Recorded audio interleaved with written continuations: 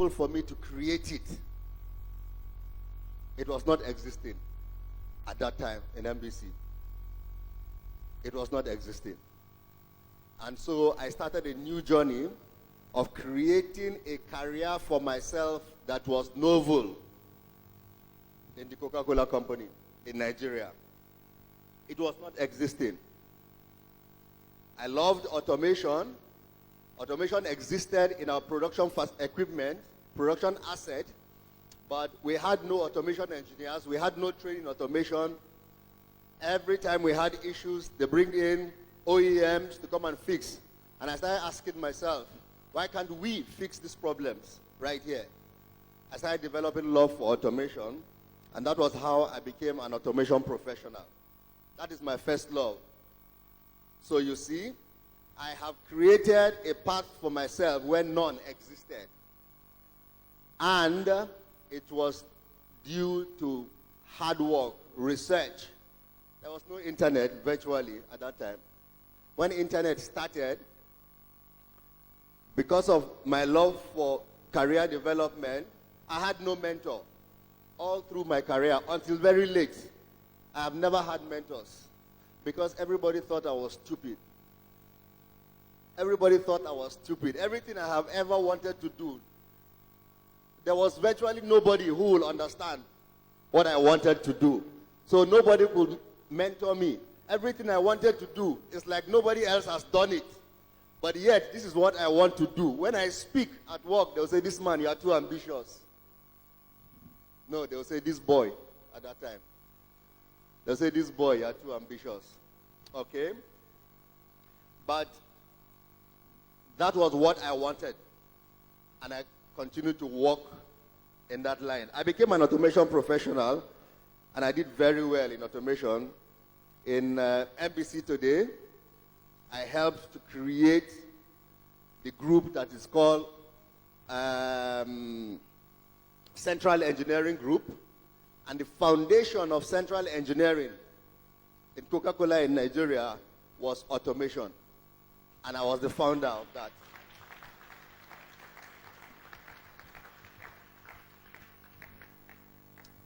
I started teaching people automation, sharing my knowledge. And then I soon discovered that being a teacher that I have always wanted to be, there is an opportunity right here, doing professional work and at the same time teaching people how to do the things that I have already done, the things that they also want to do. I have caused the company to recruit people who will fill critical positions. In 2004, I made a critical decision to stop complaining about what was not right about the business. I wanted maybe everything to be utopian. And then I asked myself, what can I do to help the system, and especially the people in the system, to find their spaces, to find their future. In 2004, I was plant maintenance manager then. I made that decision, and my life changed professionally. Professionally, my life changed. And so, I still didn't have a mentor. But I will tell you today, it's very important to have a mentor. I still didn't have a mentor. I started that journey of changing my situation in spite of the fact that I was in the midst of a situation that I felt was not working very well. So I started that journey of changing my situation. I did not only change my own situation, I changed the situation of thousands of people in MBC. And when I say thousands, I mean thousands. From the year 2007 till I left last month, I have created every single position I occupied. 6 positions. I created them. 6 different positions. I will sit down with my bosses and tell them, I have done all of this far. This is not what I want to do anymore. I have achieved all the results. I am no more happy with this. I want to do something different, something greater. They will say, what do you want? I will say, they will laugh. They will say, okay, go back. Go and create a title and come back to me tomorrow. I'll go back and come back tomorrow with a brand new title. This is the title I want to bear. And this will be the job. I created all my job descriptions by myself. They didn't exist. Absolutely. They didn't exist. I created all of them. And then now I started the journey of working for humanity. I started the journey of working for humanity. Let me take you to the last part of my career. In the last 3 years, 3.5 years, 4 years, I have been greatly ingrained in developing people, raising them from wherever they are, understanding their needs, and helping them to grow. That has been what I have dedicated myself to doing. And I have done that, and by the grace of God, we have developed hundreds of people within the business and outside the business. I have helped to create new positions that never existed before, because I was able to sell the idea of bridging the gap between one position and another. Because the problem I saw then was that you will have one big man here.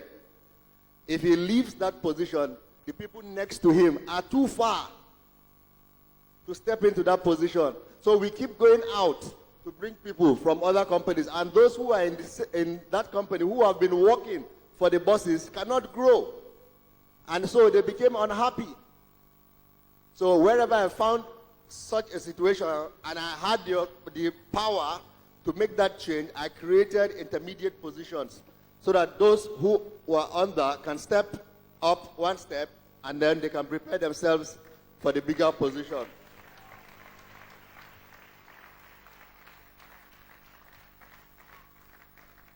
Now, that was my story. Now it's time to help you create your own story. Your own story may not last 24 years, like I did. 24 years. Half of my lifetime I spent with MBC. Now I have helped people to find their careers early and achieve great things in half of the time that I have used to achieve my own greatness. Many people. I met Dele many years back. I never knew him before. I met him at a time like this, in a recruitment process. That's how I met Dele. And we became friends. From there, we recruited him anyway. He got the job, of course. He got the job. And he's still with us. Now, when Dele was starting this, I was one of the first people that he spoke with about this. And it was nice. I encouraged him. He has had a brilliant professional career. And if he has a passion for what he is doing now, it is only good to support him. I don't have this kind of passion. It is good. I like to help people. And I have helped many people get jobs. But the passion that Dele has for doing what he is doing, it is too much for me. I cannot aspire to be like him at all. I don't even want to be. It is not a passion for me. It is too much. That is his own area of expertise, and he's really doing it well. And every time, I support him as much as I can. When I was starting my own business, too, Dele was there. And we had many times that we discussed about what we can do and what we should not do. He has also supported me, so it is only wise that I support him as well. Now, finding a job is not easy in Nigeria, especially today. Finding a job is not easy at all. It is very difficult. And especially for those of you who are from humble backgrounds, like me, it is very difficult. And because I was from a humble background, I had no connection when I joined NBC. I had no connection. I knew nobody. 24 of us were employed. I was the last man. I was the last man. Not yet, not standing yet. I was the last man to be employed. I was the only one out of 24 whose appointment letter was sent by night post. The remaining 23 were sent by, that's him, that's my colleague. We started together. He has connection, no? The rest of them, they had their appointment letters by DHL. I was the only man whom they sent it to by night post. I got it 1.5 months after it was sent. So you see that these people were not hoping that I will get the job so that they can put somebody else. So I used to tell myself that I probably did very well. I did too well that they could not say no. So they tried plan B, send it by night post. The man may not get it. And I didn't get it until 1.5 months after. I got that employment letter and we were to resume the next week, Monday. That's how I knew these people, that Oga. And that is what brought me to Lagos. I have never lived in Lagos before. I was born and bred in Zaria, Kaduna, where my father worked. NBC brought me to Lagos, and I have remained in Lagos since then. So getting a job is not easy, definitely not easy. And because of my experience in growing my career, when I got to the level where I had the authority, the power to employ people, I always made sure that I gave opportunity, equal opportunity to those who know nobody. I've had, some speakers have spoken here, dress well. It's good to dress well. It's very nice. I dress well myself, and I like people who will dress well. But there are some people who want to dress well, but they cannot afford to dress well.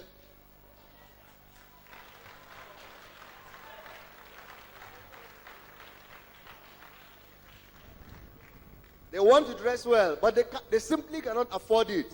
Maybe because of my own background, when I see them, I identify them.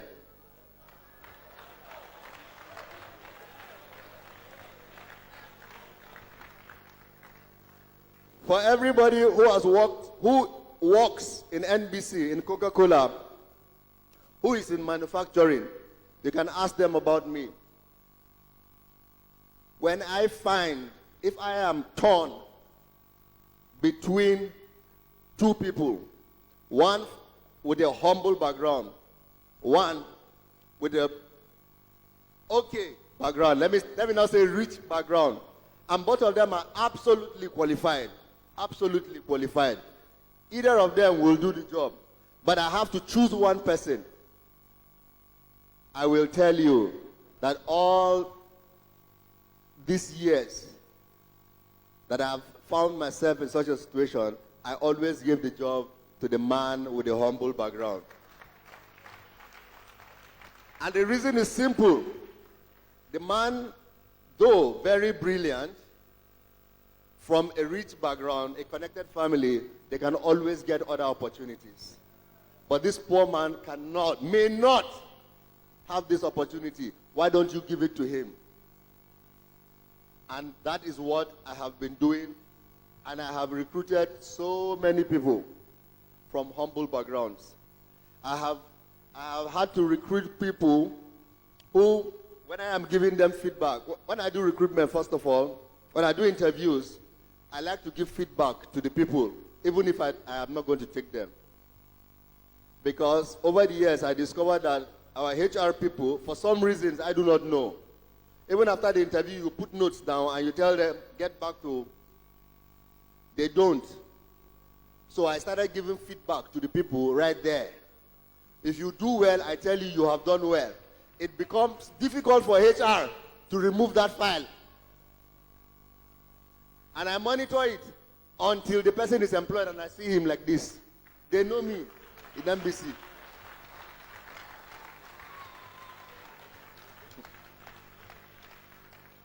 I have not been paid for it, but I I just try to ensure that those who are qualified for the job get the job.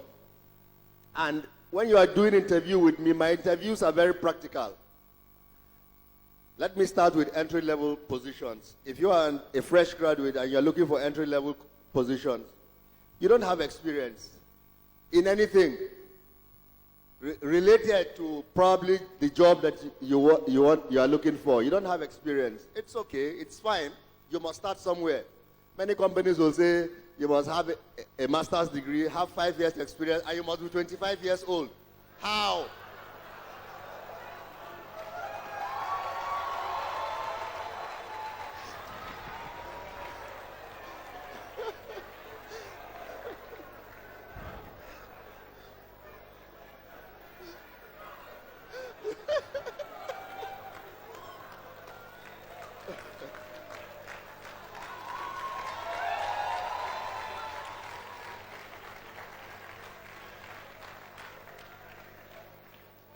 So, when I grew up to the point that I had authority, I used to challenge the HR people. I said, no, I will not accept this kind of advertisement. I will not accept it. And I must be part of the selection because the persons who come and work for me, I will train them to fit the roles. I will not accept this kind of advertisement. More often than not, they will have to work with me to determine the criteria to publish. And I ensure that the right persons get the job. You don't need to know me. All those who know me know that I don't work with connection. Even if it is my father, they know me. My family knows me. If you are not qualified, you cannot get it. Because if I put you there and you mess up, you will spoil my name. And I have spent 24 years to create a niche for myself. I will not bring you to come and spoil it in one day. So I will prepare to put the outsider who will do the job. So if you are seeking an entry-level position, what I normally look out for is very simple. You don't have experience. I look out for basic knowledge. When I sit down and I engage with you, I take, for example, I go to your final year project. What did you do as your final year project? Because I am seeking to understand whether you understand what you did as final year project. For engineers, making inverter is one of the most popular final year projects. If there are engineers here who have made inverters final year, raise your hands. Aha, there they are, there they are. It's very popular. Make inverter, then I start engaging them. What is an inverter? How does it work? 99% of such persons do not know. And then I ask, what was your grade? A, in that project. Or B, how did you get it? And I tell them, please be open with me. Explain to me, how did you get it? How? If what you did as a project for probably half a year, you cannot explain it to me, how then can you do the kind of job that I want you to do for me? Even though we are going to train you. So, if you have not heard this before, if you are looking for an entry-level position, please go back and dust your project books. Be sure that you understand everything that you did in your project.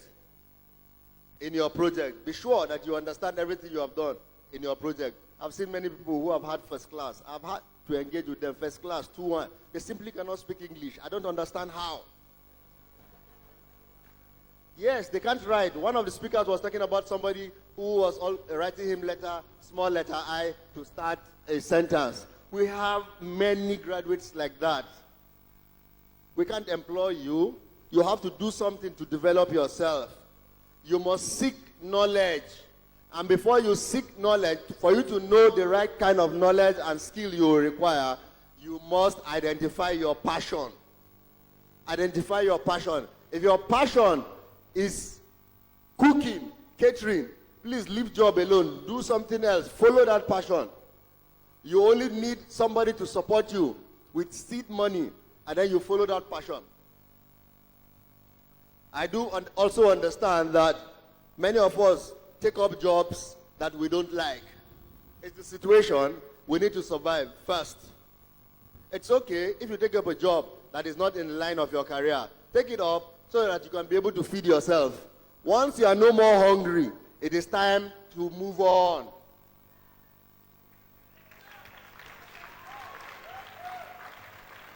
It is time to move on. Because ultimately, what will make you happy is the talent that God has given to you. And every one of us has a talent. It is that inner talent that you must bring out as passion, and you go with it. If you are looking for a mid-career position, then you must have some relevant experience. You must research the company you want to work with. You must speak with people who probably have worked in that place so that they can tell you more about the role and about the company, and then you can prepare for it. Do not underestimate the power of mentorship. You need a mentor. I did not have a mentor for more than 20 years. If I probably had a mentor, I may have achieved all that I have achieved in half that time. But I didn't have a mentor. But now I have hundreds of mentees. I have many working with me very closely. They share the same passion as me. Many. Dele is one of them. Even though he's my oga. Even though he's my oga. So, that is it. I run a small business now. It is coming up. The business is about maintenance and reliability engineering. It is a consulting and training company. Reliability engineering is very fresh in Nigeria and in the whole of Africa. And my company is dedicated to making Nigeria great through reliability. The American lady, Nikki, said to you that quit complaining, do something to change Nigeria. I have done a lot of things to change my space, and I'm still doing. You can do the same. Only you can make that change. Only you can make that change. If you wait for government, you will wait till eternity. We did election some time ago. How many of you went out to vote? You don't concern me, I don't get power. You have the power to make the change that you seek. If you complain that Nigeria is not working, it is your responsibility to make it work, and you have the power. You have the power to make it work. It's about mindsets and behaviors. Although mindsets are built by experiences. It's okay. Find a mentor who will guide you in your career. Whenever you get a job, no matter how much it pays, if it is in the line of your passion, please take it. Because it is not about the money. It is about the skill that you will acquire. That skill, over a period of time, becomes expertise. That is what you need. That is what I have acquired over 24 years. And I'm giving it to many more people now. Very soon, my company will require 1 or 2 persons. And I will be contacting this man to drop it in his group, share, and we'll see what we can do from there. So, one of the speakers talked about making a speech with only 15 people here in the morning. When somebody was talking about late coming. For those 15 people who were here before that time, I salute you. It is not easy to be early in Lagos. It is not easy. When I was like you, I used to be very early. I used to start work, 8 o'clock work at 7 o'clock. But I don't have that kind of power again. So for those 15 people, Dele will give me their names. I want to give them a gift, special gift from my company.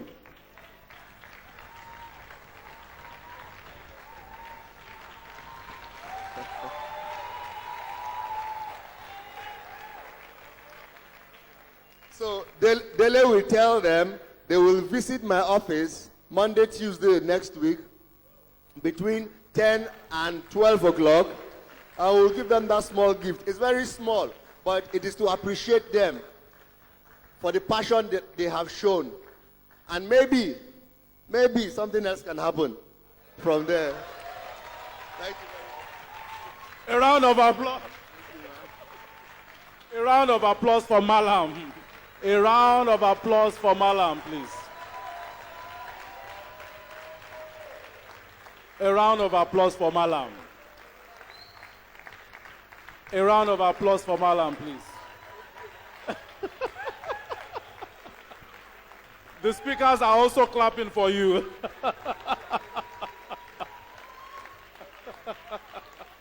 A round of applause for Mallam. Thank you so much. Thank you so much. Go to LinkedIn. Just type Ibrahim Lawal. Mallam Ibrahim Lawal. Mallam Ibrahim Lawal.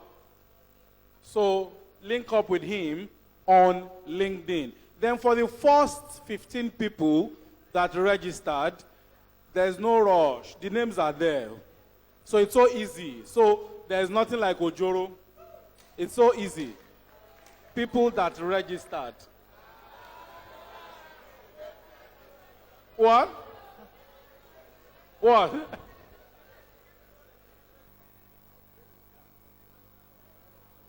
Yeah, no, you registered as you were coming in, didn't you?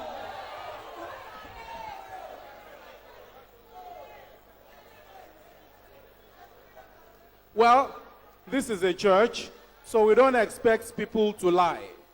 Now, for the first, if you know you are among the first 15 people, please write down your names accordingly with the protocols. Right? So now, just for information, Lagos Television is represented here. Daily Independent is also represented here. So, a round of applause for them, please. Our next speaker has been here waiting for so long. I know she's eager to leave, but we still need to tap from her knowledge. Now, this lady is the Director Strategy, Funding and Stakeholder Management at the Lagos State Entrepreneurship Trust Fund. She is a tri-sector leader with over 15 years experience working across the non-profit, private and public sector as a development professional. She began her career in development over a decade ago with Action Aid International Nigeria and has moved on to coordinate CSR and corporate citizenship for Keystone Bank, First Bank, and Samsung Electronics. Sorry. Don't let us distract this. Don't let us distract this. Now, she has a degree